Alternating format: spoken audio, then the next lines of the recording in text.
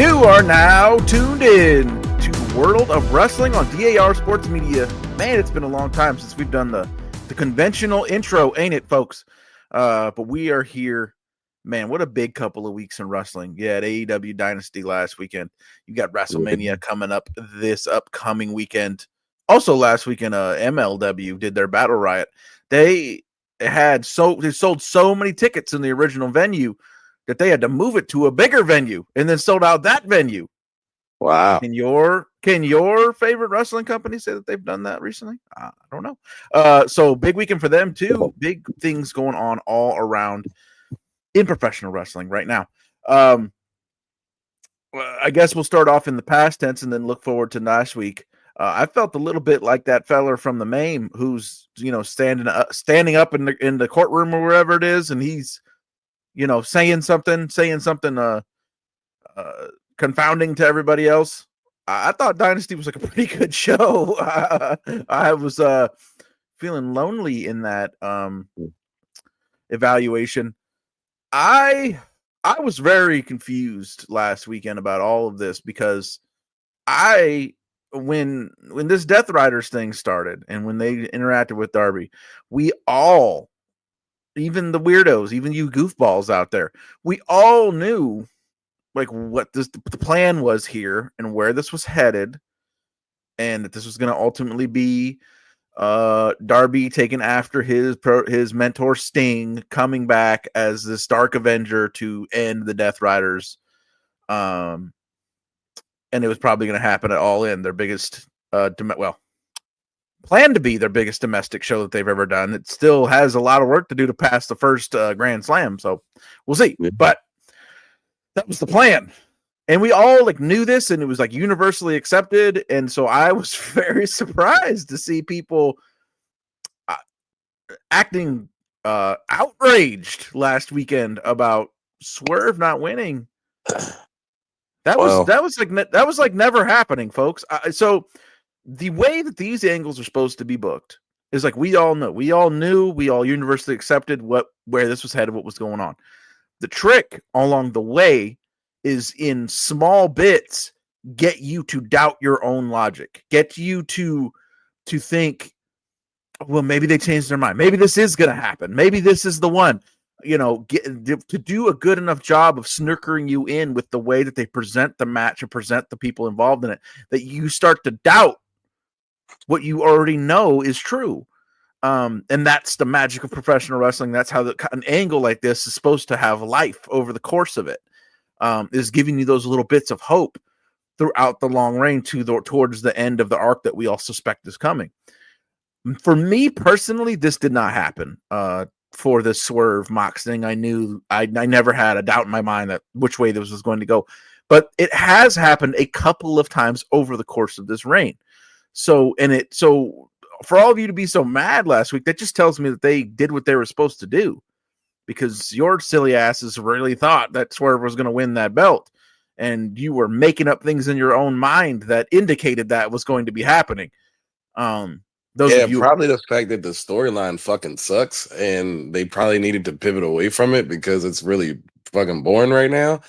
So I'm not saying that you're wrong.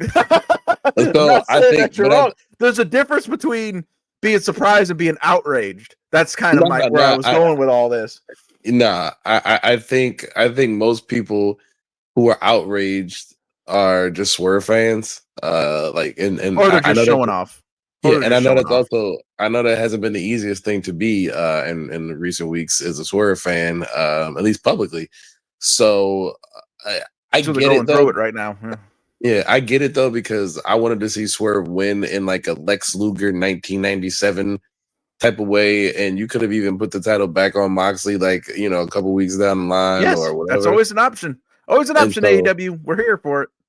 You don't have I think that's also Tony Khan going in I guess was it the pre show press conference or whatever he did, or media call, and saying that he takes in consideration what people's opinions are, and when something's not working, he doesn't mind pivoting. But it's it's Tony Khan. We've seen he never does that. He's just serving up a bunch of bullshit as usual. So I agree with you that people being outraged, like is ridiculous. I just thought, okay, you see this isn't working, and you want to do something to maybe shake things up. And Swerve winning and getting a short title reign, like you wouldn't even be mad at that because it's like at least they did something like to at least give it a jolt of life. There's no life at all in that story, and adding the Young Bucks back, which is like, and I was actually I had a conversation about the Young Bucks. I met up with a friend that I used to run with back in the old PWX North Carolina days this weekend,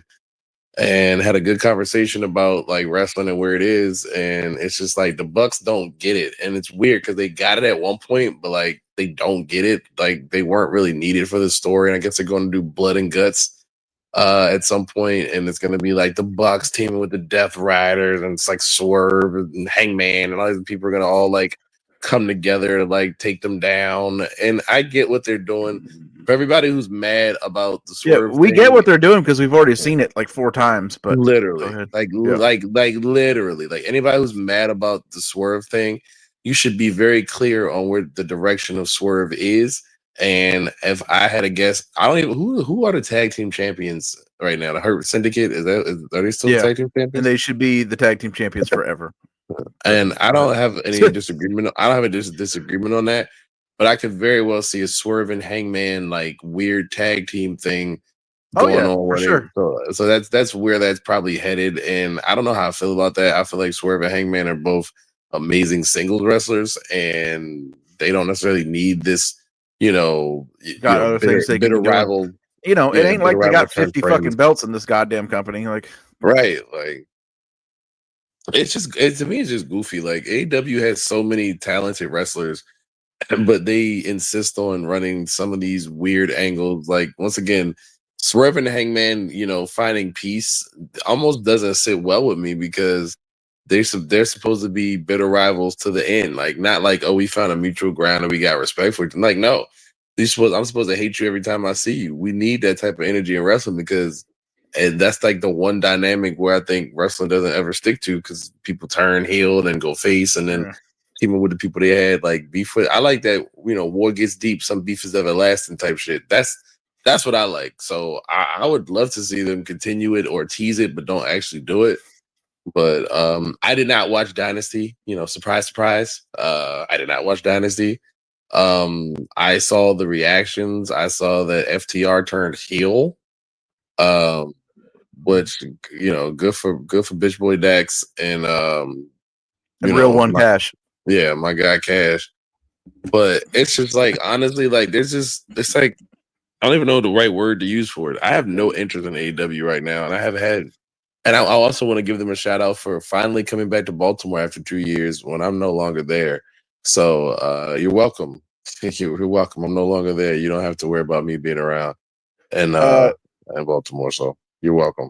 So final, just my final, point wrap up on that last week was like, I don't know, man. If you're buying the pay-per-views at this point, like, this is what you're signing up for. All these people like crashing out about this fucking storyline, like. Then don't fucking watch it. Don't buy the pay-per-view. I don't know. You don't. I just feel like you don't got a right to be outraged when it's fucking obvious what the fuck. Like, right? You're right. Like a surprise, like a 1997 Lex Luger type thing. Surprise would have been nice. Fun. Like that would have been cool. But it's not it shouldn't be the expectation. And I don't know, because like that would have been dope to do a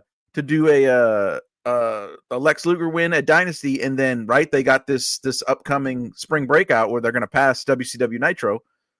That would have been the perfect like homage, right? To flip it around to have Mox get the belt back after 2 weeks. But oh well. What about just real quick? We'll finish up with AEW here because we're trying to be efficient for once.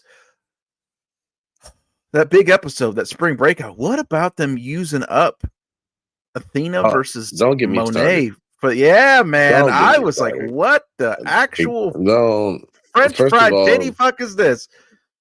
First of all, well, that's probably a Will Washington idea because he probably thought it was cool. This falls back into if you're still watching AEW at this point, which I am, by the way. This is just what this is with this company. Like these, I fucking wish that anybody had ever loved me half as much as these fucking people love wasting fucking big matches with no fucking build and no fucking stakes. Oh my God, they cannot stop themselves. Megan Bayne was in the company for 67 seconds before they had her fucking interacting with Chris Statlander and blowing that match as fast as they possibly fucking can. Blowing Megan Bayne's first shot at the belt as fast as they possibly fucking could. And now they're doing this, the Ultimate Dream match on the women's side, just like they did Swerve and Ospreay. Swerve and Ospreay was supposed to be the ultimate, when are these guys going to finally meet up? And they did it in the first 5 fucking weeks he was in the company. Yeah. Athena comes up. Let's just toss this cold onto a fucking Dynamite. This match that all of us Real Graps fans have been waiting on for fucking years in this company. Just toss it on a Dynamite as a tournament semifinal. Fucking crazy as fuck. Now, to be clear, there's also a path here, potential story to take. I'm assuming Mercedes wins this. But if she didn't, that would be a path. And like Athena's finally the person who beats her, and it's not for the belt because it's just a tournament. But then you could use that story down the line and say, "I'm the one who already beat you. I'm the only one who beat you." They've already pretty much let it be known that All In was going to be Mercedes and Athena anyway, basically based on how they promoted it when they first announced it. So I think that's the idea here. Or this could be a very non-definitive match in terms of like how the finish goes. Like you don't know. Like it could be a situation where they both get eliminated from the tournament, and then the other side is automatically going on to the final. So is the automatic final, yeah. So and that's what they like to do in AEW. I do know that for sure, where they like to tease fans a little bit, and I don't disagree. It's like how they used to do this back in the day. They used to have these things called house shows, and you could promote matches that you would be like, oh fuck, we've been wanting to see this on TV for so long. They could have done a whole house show loop of these two wrestling each other, and had it been attraction, like come to the fucking show and see Athena and Mercedes. You ain't gonna see it on TV, no fucking type of time. And then they could have practiced their match. For anybody, all of you, most of the people who are listening to this, probably too fucking young to remember when like house shows were used in the actual way that it was always designed to work. But that's what they used to do. They would run matches that you would not be able to see on TV, and that was the draw to go to the show. But also, it was to give the wrestlers time to build up chemistry, to go through the paces of their match, see what stuff works, see what stuff doesn't work, not in front of a camera. And then when they get to the blow off on TV, they've already ran the match with each other 10 to 12 times. So then, bam, they're cooking when they get on TV. That's how it used to work. But we don't do those no more. AEW should. Anyway. I actually think that'd be awesome for AEW to do house shows, because considering the amount of, discontented talent that they've had and yes. It's like it allows them to at least get their reps in, what I'm saying? Get some notoriety with the fan base. But once again, AEW is AEW's worst enemy. And I know people think it's WWE and whatever the PR people in WWE are. That's not AEW's worst enemy. Their worst enemy is themselves. They don't know how to get out their own way. And some of their decision making has pretty much said that. And I can tell you, everybody I talk to that's a wrestling fan, I've heard, like on a personal level, I've heard very little about people enjoying AEW or caring about what they have going on. And I think that speaks volumes. And I just, I can't say enough about how AEW has so many great things there, but they just can't execute this perfectly. And, I'm a big Toni Storm fan, and I'm, love what she does. I don't know what the future holds for her after whatever this Megan Bayne feud, and then Thunder Rosa, I think, came out and said she was going to, coming for the title too. So I don't know if they're going to revisit that. And there's a couple things there, but I think, AEW just, they run their own race until they don't run their own race. And sometimes them running their own race has them a few paces behind what they should be. And recently it just feels like that's what it is. I'm in no way, shape, or form trying to like shit on AEW like that. It's just come on, man. Like some of these TV's been solid, but this has been, some of the stuff is frustrating. So yeah, it's like they're always gonna be good with like the matches because they have great in-ring performers, and that is their focus. But it's the other stuff that falls to the wayside. It's the decision making that falls to the wayside. And the Mercedes Athena thing, like I said, if you're a fan who just wants to see some good graps, good wrestling, this is a match made in heaven for you, and you will absolutely be excited about what you're seeing and what you're witnessing. However, on the flip side of that, I think there is something to be said about as you kind of put out, wasting a match that people would probably really, really be interested in seeing in general and paying money to see. And I guess you technically do pay money to watch Dynamite. I mean, I assume so, unless you're a pirate, which more power to you. But I don't think there's anything that could really justify this, because you make the brackets yourself, so you know what you're going for. And even if you were gonna blow this match in the first place, I would have and blown it ahead of time. Like I would have blown that in the finals of this versus, because then that's high stakes. It gives you a little bit more time to promote it once the finals are set, and it would at least felt like you're building up to something. Just giving away like a nothing burger on your show. I mean, I get you're trying to make big matches, but you have like a ton of other wrestlers you could have put both of those women against, which would have still been interesting, and you can revisit them. But I mean, hey, at the end of the day, I'm assuming they'll get about 15, 20 minutes to just go crazy and do their thing, and I can't be mad at that. I hope so. I'd give them I'd give them the second hour of the show, or I'd have them probably open the show and then let them go for an hour. And then that would be like, and then people would like get the idea in their heads, like, oh shit, like this is right, because we know a lot of people who listen to the show know, a lot of people on Twitter know, like Athena is that fucking person. Like that. She's like that, yeah. But I don't know if the greater audience knows, and so that's a good way to let everybody be clued in on what they're dealing with here. And why they should be excited going forward. So yeah, let them open the show and go for a long time, and then build the rest of the format around how long they go. I'm a big fan of formatting the shows like that. Speaking of another thing, I was a big fan of how they formatted it. Man, those European weeks were fucking fantastic, man. Wrestlemania build. A lot of people saying that shit is kind ass. of underwhelmed. That shit is ass. Like, that's a nice word. Underwhelmed. It's ass. That's what it is.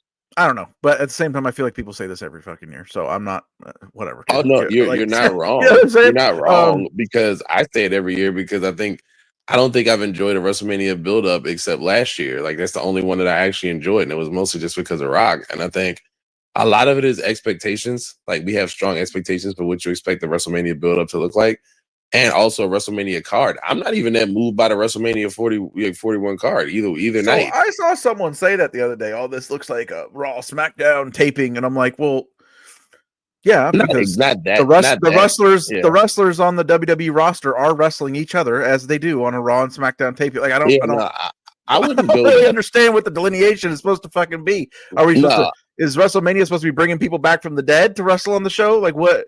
I don't get it.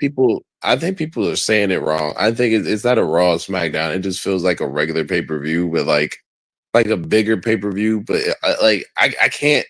I would say it feels, and this is gonna sound weird as I say it, as I'm thinking it. It doesn't feel like a WrestleMania. It feels like a SummerSlam, and that's what it feels like to me, because it's like the Cena and Cody match. I was not on board with that before the heel turn, and I've said this like a couple times. That did not interest me at all. I have no desire to see these two guys really go at it. I appreciate Cena's promos and the back and forth with him and Cody, but like, if you talk about two people that I don't give a fuck about in general as a wrestler like that, Cena in his heyday, I was not a fan of. I respect him more now. I can't wait to see it. I'm excited, but mostly because I don't know what the fuck is going to happen. What the fuck is going to happen in that match? That is the only saving grace of that match, and also, like, where the fuck is The Rock? Like, you can't sell your soul, and then I guess you can sell your soul, and then the person that pulls the strings is like, you can't see them. That actually fits very well for the concept of what selling your soul is supposed to be about. What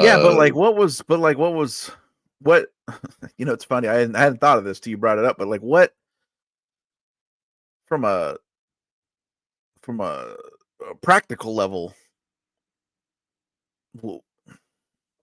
what's different? Like, you know what I'm saying? Like, he could have everything that John Cena has done. Could have did it himself. Didn't need The Rock at all. Like, nothing. Nope, it was just a device to like get it there. He could have done.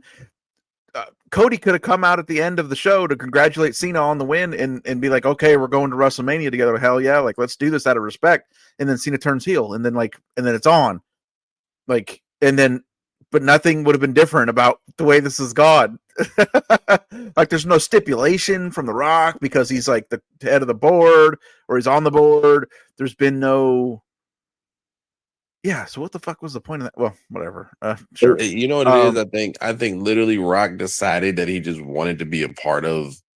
Yeah, that is what it was. Yeah, that is what it was. And it was just like because that was the story. It was like they're gonna do these matches, but there was never any talk of Rock being involved with Cena and Cody or anything. And the triple threat match that we got this main event night one, like that was also rumored for months. No. Okay, no, I got it. There's probably people screaming at their fucking screens right now. So the story was, this don't make the current story make more sense, but the story behind the scenes was that Rock wanted Cody to turn heel. And when Cody declined, that's when they moved on to pivoted to the John Cena idea. And that's possibly why some of this has happened afterwards. It's so confusing. Hasn't made a ton of sense. Yeah, it's so confusing because it's like where's the line here? Like what? Like if Rock shows up, Rock could show up Monday and make a special appearance, and that could turn into like some big shit that happens. But it's like even if Rock shows up, like you've missed this entire build. You're gonna probably be in Vegas. Maybe Rock screws Cody, and that's what happens, and then but it's just like Rock, you just decided to be a part of Elimination Chamber and maybe show up at WrestleMania. You're not wrestling, and then I guess there's a story there if you care to wrestle for you and Roman Reigns at some point down the line. But like it's just been a clusterfuck to me of kind of the build to this match, because Cena as a heel has been saying a lot of great, great material, like in terms of what he's doing, but I just don't. It just looks funny because he's still wearing the same shit that he also always wears. So that was like, and there's no change at all. So that was for me.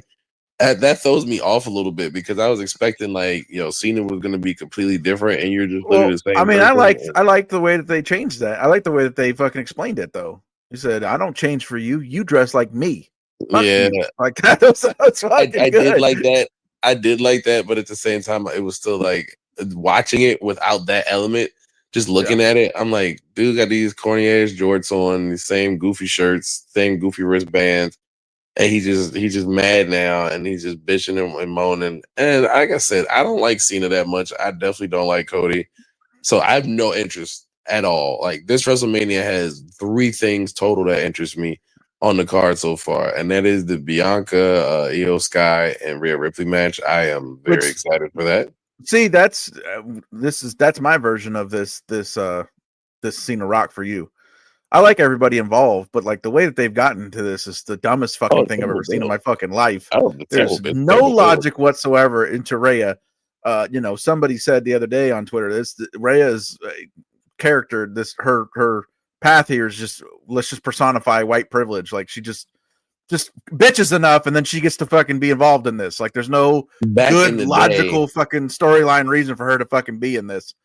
Back in the day, she would have got a rematch. She would have had rematch clause, and that would have happened. And that would have been back in the day. That's what they would have done. Which I don't know why they really got rid of that, because they used to kind of give you like a built-in like additive to a story when somebody loses the title. Like, oh, they got to come back and get it, and then it's always fun watching people forced to give them a rematch, and sometimes they don't want to do that. Yeah, so I think, but she could have at least. It could have at least been like, I should get a rematch for my belt. I worked, for over a year or whatever the fuck it was as the champion. I should get a rematch. And then they say, okay, beat Nia Jax or beat somebody, you know what I'm saying? And then you're right back in it. And then we could put you in the match, but it shouldn't have just been, I just fucking complain until I get put into it. Especially when like The crowds are booing Bianca Belair. Bianca Belair's right. She won her way to a title shot. There's no fucking reason she should be fucking annoyed that Rhea didn't have to. Plus, I would like to see. I don't know. I think Io could be doing something better as well. Going for another belt or defending a belt. I don't know. To me, the ultimate the path here was always Rhea against Bianca for the belt. We've never gotten to have the match properly. We're still not going to have the match properly. I feel like you could have done something else with Io where she's the fucking main focus. Well, it's the WWE's way of making sure everybody gets that Mania payday and gets a big enough match where people are interested. You got 2 fucking nights. I don't want to hear that. Nah, because let's face it, the other women's title match, you want to talk about some dog shit. I mean, so I think what it is that I think what WWE is doing now, they're trying to basically I guess not serve all their masters in some way, but they're trying to hit every angle. So fans have been begging for Io to be involved in a big match at WrestleMania. I think the consensus backstage was that they wanted to have Rhea and Bianca in some way, and in the same way they wanted Punk versus Roman Reigns, but the Seth Rollins thing. I mean, that's where we're going next. That's the next. It's just all. Yeah. It's literally should have been Roman and fucking Punk. And it's that's what they want to do. They want to make these big matches, but also to be really, really, really fair. And both of those triple threats, which are both major matches that I'm interested in watching the match themselves. I don't necessarily the build is whatever it is, but somebody has to take the pinfall. And I hate to say this, but if Io is going to retain her title, which is very possible she does, Rhea Ripley has to take the pinfall in this. And if Bianca's not winning the title, because Bianca could very well be involved in a different storyline on a different show other than Raw at some point soon. So, and also I think that's why fans are starting to boo Bianca. I mean, obviously she was overseas, and well, I won't go too deep into why that seemed to be interesting to be booing her. But I mean, we know what some of that's about. But I think it would make for an interesting situation if people start booing Bianca because they start to see through, because she's all so much about to crash out and she's about to do this and about to do that. And it's it's building towards something. It could feel like it's building towards the Bianca heel turn or some form of turn or some change in character. Or it's revealed that she was in on the whole Jade Cargill thing. Yeah, I think it has to kind of end that way, but it's just because Jade's probably gonna beat and destroy Naomi at WrestleMania. That seems pretty obvious. And then at some point you can, I forgot what night these matches are all on. If they're not on the same night, or if they are on the same night, there's a way you can do it. Or you can wait till the Raw after Mania. There's a lot of ways they could go with this, but at the end of the day, I like the idea of triple threat just because it's 3 of the best women in the entire world getting in the ring and going toe to toe. And at WrestleMania, it seems like when people have triple threats at WrestleMania, there's a few instances of that where the match turned out to be fucking phenomenal and fucking classic. So I am on board for that. I still think though, if you were looking to do something different, or at least build up bigger matches and one-on-one matches, you had Bianca versus Rhea, you had Punk versus Reigns.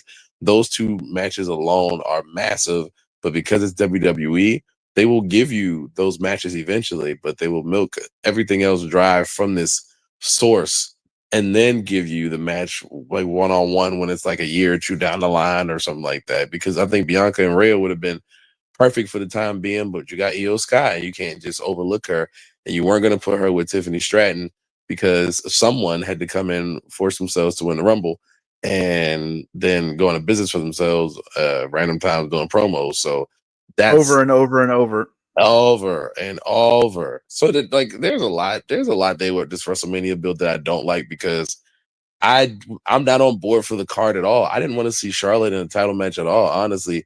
And when she won the Rumble, like I said, for me, it didn't do anything for me, and nothing she's done since she's being back. She's actually, I know people used to say that, CM Punk was like a cancer to certain things in wrestling. And I knew that, but when I think of what a cancer does in professional wrestling, it literally embodies what Charlotte does.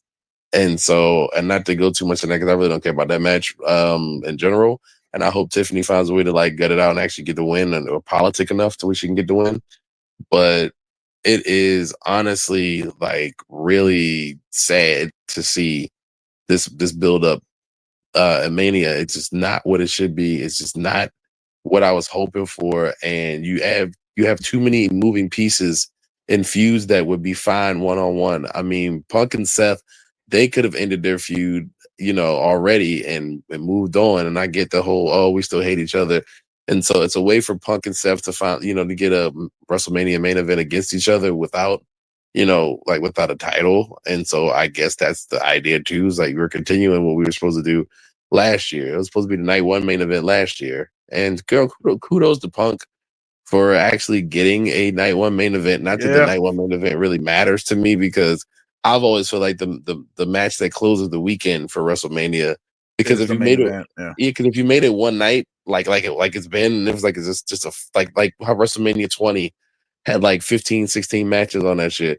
If you made it a one night thing, that match is not closing. So I don't think, I don't think it should be considered a main event, but I understand that, Bianca headline and main event before, and then they did the Usos versus, Sami Zayn and Kevin Owens, the 1 year during night one. So I get what they're doing. Like they're trying to give people the distinction of their resume of being a WrestleMania main eventer and closing the show. So for Punk closing one night of a WrestleMania, I'm sure it's great, but I think he would have loved to have been in Cena's position, closing the show in general, and hopefully having a chance to walk away with the title. But like I said, it is what it is. I didn't really have much to say about WrestleMania. I'm struggling to even think about the card off the top of my head as I'm sitting here. So what was the third thing? I don't know. the third thing I had a little Charlotte rant, fucking locked and loaded, but fuck it. I don't give her that much fucking time.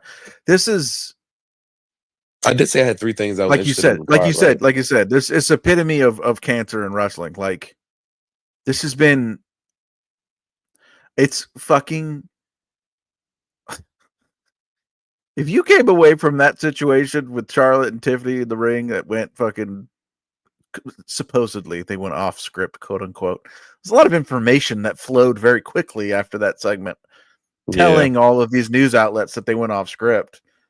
Kind of weird, wasn't it? If you came out of that feeling, you're just a fucking idiot. If you came out of that feeling bad for fucking Charlotte, like this has been, which I guess I shouldn't blame you, because you just don't know how anything fucking works. This has been the epitome of the opposite of what should be happening in this fucking angle. Like it is Charlotte's responsibility as the fucking vet, as the more accomplished person, to get this angle over, to get the up and coming opponent over, to lead this fucking thing, to keep it under control. And she's been purposely sabotaging it and fucking cut. Like the way this has gone should be the other way. Like if anybody should be sabotaging this or taking liberties or cutting the knees out from under somebody, it would be the up and comer. Like if she was to do something like that, not the fucking vet who's already done all this shit. You are literally trying to keep, all the time, man. I wish I could take you guys back to the message boards and 05 and 06 and 07. Always, everybody used to talk about holding someone down. They're holding my guy down. They're keeping him down. That's what the fuck Charlotte has been doing in this fucking thing. She's been making Tiffany look fucking stupid every fucking chance that she gets, doing nasty little bullshit during these fucking promos. It's been a fucking absolute mess. Tiffany should beat her in 7 minutes. That's the only fucking way we're getting out of this. Because the way it should work, if you're considering having Charlotte win, is that Charlotte does all this fucking work during this fucking program to make Tiffany look good and put her over as being near the same level as Charlotte, so that with a win, the match result doesn't matter as much. And then Tiffany can get that win back later. You do a follow-up for SummerSlam after Tiffany, in the story has developed and learned from the loss or whatever the fuck you want to say. And then she gets to win at SummerSlam. But now, after Charlotte spent this whole thing making Tiffany Stratton look like shit and look like a dumbass, you ain't got none of that. So Tiffany should beat her in 7 minutes, and that's the way it should go. What was the third thing that you had? So, I gotta think about it because I don't remember the card off the top of my head. I know there was I like both of the triple threat matches, and I do honestly, not like the triple threat match. I think that's a it's fucking funny. waste of everyone. I think it's a waste of everyone involved.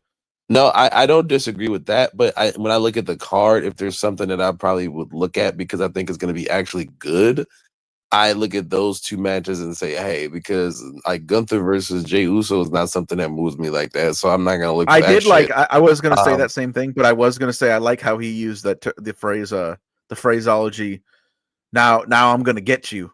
But me and you are familiar with that term. That term that means something different to some people out there. It does other. Now I'm gonna have to get you. I'm gonna get you. That's that's a different phraseology. But I will say this: I'm actually excited for a match. Like, there's way too many multi-man matches on the card, but for some reason, I enjoy all of the ones that I've seen so far. I know people are not on board that much with the Fatal 4-Way for the Intercontinental Championship, but I actually think it'll be great. They're wrong. Yeah, I everybody involved great. deserves to be in a big match and in a belt match. So I'm with it. Something that should be a multi-person match is that women's tag team. I believe. Bailey. Lyra. I believe that Lyra and Bailey are going to go against Liv and Raquel. Yep. You really couldn't make that a tag team turmoil, so you could get fucking Alexa Bliss, biggest pop of the night on the Royal Rumble. You team her up do a surprise, like, oh, here's Alexa Bliss, who she has as a partner, and then fucking out comes Nikki, but Sister Abigail, and now she's with them, and they're a team, and oh fuck, you know, like couldn't have made that happen. Couldn't make that work. There's no path of logic to that, because with that group, you could just not, you know what I'm saying? If you don't like it, if you don't like that long term, then you just have them disappear again. But you could do that for one night for fun, just to have her on the card since she's so fucking over. And you put so much effort into that act. Like, come on, man. That's also the issue that I have too, because the Wyatt Six kind of just disappeared. And Bo Dallas got fucking hurt, but it's like, I get it, but there's still ways to work around it. And you have 4 or 5 other able-bodied wrestlers who can be there, and Alexa being back also would have allowed for. Yeah, Bo Dallas don't even hardly wrestle. So why does him being hurt shut down the fucking team? Yeah, so it's just weird how they've done it and how they've kind of went about it. But I'll still say that regardless of the Wyatt Six and their lack of involvement in WrestleMania, regardless of this tag team match with Liv, Raquel, Lyra, and Bailey, I do think it was kind of put together as makeshift. I don't know if it's leading to something, which is why they have not added other teams. Like, maybe it's a Bailey heel turn, or like I don't know what they're doing, or it could be the breakup of Liv and Raquel as well. It's just interesting because that's why I like with the Intercontinental Championship. Like, I like the dynamic of Finn and Dom, having to go against each other, and then Penta and Braun are obviously going to go 120 miles per hour in this match. So there's a lot of things to be interested about on in this particular match. I just think this overall card and that women's tag team match, it really was just like, that feels like it's nothing. It feels like it's not really worth some of the time, personally. And so I don't know, man. I'm like I said, WrestleMania is not moving me. I could have taken the opportunity to maybe go to Vegas if I really wanted to, but there's nothing there for me WrestleMania wise. I'm sure there'll be some surprises and maybe some returns or debuts, maybe, but I'm just not feeling it, not sold on it. Yeah. I think. What about this? You looking forward to this LA Knight, Jacob Fatu situation? Yes and no, because I actually think that should have been the multi-man match, personally. But because there's so many different guys that they have kind of lingering around that title, and I thought it would have made more sense. But if Jacob is getting crowned, then I'm fully okay. And we're with it. I mean, you could have done that in the multi-man match. What the fuck was the point of debuting Ray Phoenix just to not? It's weird. They could have waited. They could have waited. Yeah. And 2 weeks to I don't know what their thought process was behind that. Like maybe they're just trying to get ahead of like the merchandise sales for the mask and try to get in so that people can buy mask and buy whatever he's gonna have at WrestleMania. But in order to do that and make it make sense, you should probably have him on the card. If you want to push that, I know Penta masks are going to be selling out in Vegas very heavily. So absolutely, absolutely, just like I said, I don't. Everything about WrestleMania this year does not move me. It makes me kind of feel like, okay, like y'all kind of threw some shit together, threw it at the wall, see if it sticks type shit. And I mean, that's cool, but this is not moving me.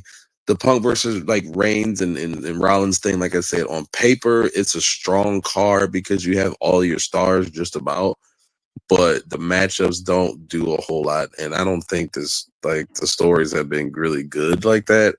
So Yeah, no. it's like they have the opportunity to do a lot of things, and it just feels like WWE takes the safest and the easiest route at the weirdest times. Like this is the time where you need to experiment, but I also think they were holding out hope that Rock would actually work the event. And then when he decided he wasn't going to actually work the event, and then he was not going to be around after appearing twice, that's when I think they kind of pivoted back to what their original plan without Rock was. But even then, I feel like their original plan without Rock just doesn't really work for me. So, and like I said, the Charlotte Tiffany Stratton thing, not interested in that. LA Knight, Jacob Fatu, that's a fun one, especially when you talk about going back and forth on the microphone. You got two great talkers, and I'm excited. I'm excited to see them get to mix it up again. But it's like this is Jacob Fatu's crowning moment. That's all this is. It's literally that. So. Like, yeah. If not, if Jacob Fatu takes the L, I'm gonna have some problems. So I'm gonna have some problems for sure. That's So yes and no, because Jacob Fatu's so fucking amazing that like he could lose and just he's one of those guys that winning and losing is kind of beyond. Yeah. I mean, obviously, if he loses too much, but like I will say though, you would have to do a pretty interesting path of logic booking wise, just because Jacob Fatu's looked like such a fucking unstoppable fucking monster. You know what I mean? Yeah. Like, I do got something. It's an off-air conversation though. I do looking at this card. I think it's there's an interesting. It's just something that big accounts that I don't ever see retweeting Ashe Wrestling shows had a lot to say about. If you look at the card, the way it looks at this point, things got quiet. Things got quiet on that front. No, we'll talk about it off air. Are we talking about the? Trying to find the right word for this. Yeah. You reference Ashe. It is so, the Wrestlemania card is very well representative of America. I will say that. And so we hope that all of you out there in America enjoy the show. There's enough on it where I'm excited to watch it. Yes, it is an extremely diverse card. Yeah. Kudos. I'm excited to them for that. There's enough on here that I'm pretty damn excited about the show. Not so much, like I agree, the build has been lacking, but I'm excited about the matches and I'm excited about where things will go. It's almost like a card where it's like it's setting up for the next year. Like what's going to happen here in these things that like are going to pick our directions for television going forward. That's the part that I'm excited about. We got a ton of directions going on over here at DAR Sports Media. We do pods for so many fucking people. I'm forgetting where the fuck I'm at. We're still over there in the United Football Media, pumping out tons of content for them. Spring football, the UFL is in full swing. Check us out over there. We have NFL draft coverage going on elsewhere on the page. Might have to do things a little bit differently next week. We might just do like a mock draft thing or something a little bit more summative due to scheduling conflicts. NBA Hoops Hour pod. The Hoops Hour is going to be heating up. That was a really good pod by you guys the other day. By the way, that was fun. That was fun. That was funny. That was a funny show. Anybody watching this should go back and check it out right now because it's still relevant. We're starting the NBA playoffs. Not next week, but the beginning of the week after, isn't it? Yeah. Yeah, something like that. or the weekend, I think next weekend. So the play-in is definitely a couple days away. So playoffs, fuck yeah, like a couple, Hoops Hour is going to be popping. Check out my guy True on all the places you can read his work. Tell them about it. This ain't that show. This ain't Tell Me About It on United Football Media, but tell them about it. All the places they can read your work. Speaking of which, tell me about it. I believe tomorrow there will be an episode for yes, sir. For recapping everything in the spring football world over the weekend. And I will be dancing on the Showboat's grave because they lost to the team I thought was the worst team in the entire world. So hey, that ref next door looking a little spicy all of a sudden. Right. Like, hey, you get all you need is one. You get one, and then it builds your momentum. But of course, as of now, I am everywhere. You can please go and watch the shorts because the YouTube shorts have been, especially for myself and Chris and Apollo, we do a good bulk of the shorts, covering sports, and we are hitting milestones all around right now on the DAR YouTube channel. So that's very important. The Medium site, I have taken a slight step back. Yesterday was the first day in 7 months that there was not a new article posted, but there would be 2 or 3 posted today. But I just wanted to do that on purpose to take a break because I've been running, and I'm also on Pro Football and Sports Network, but most people just know this Pro Football Network. I am also in talks to possibly contribute to a few other things outside of the sports world.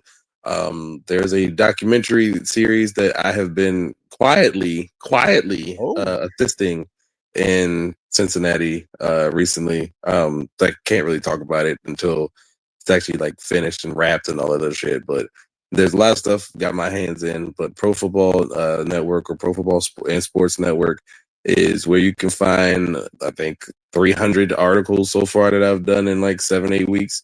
And of course, the hundreds and hundreds and thousands of articles now feels like that I've done on the DAR Medium site, which March was our biggest month by far. And we are trending in April to pass that as well. So I cannot thank people enough for reading what we write, supporting what we do, watching the shorts, listening to the pods.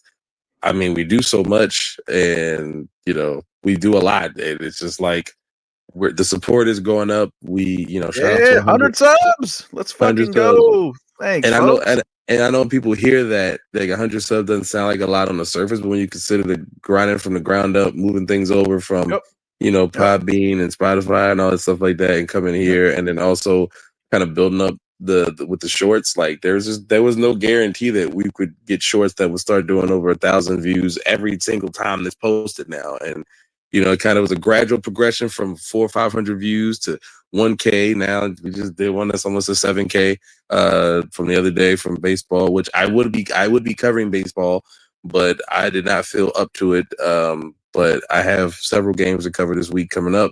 And that's also, you can check that out on DAR Sports Media. We'll be covering the Cincinnati Reds and the Cincinnati Bearcats on Jackie Robinson Day.